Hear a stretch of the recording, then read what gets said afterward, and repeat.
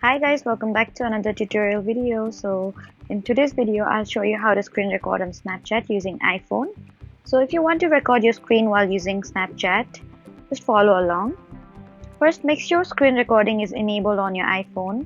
For that, you need to go to settings, then control center and add screen recording if it's not already added. After that, swipe down from the top right corner of your screen to open control center.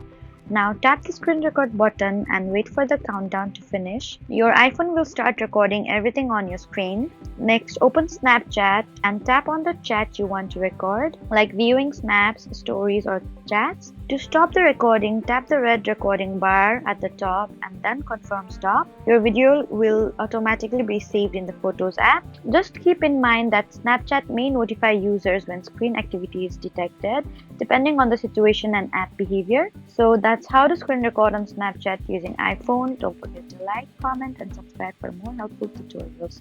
Thank you for watching.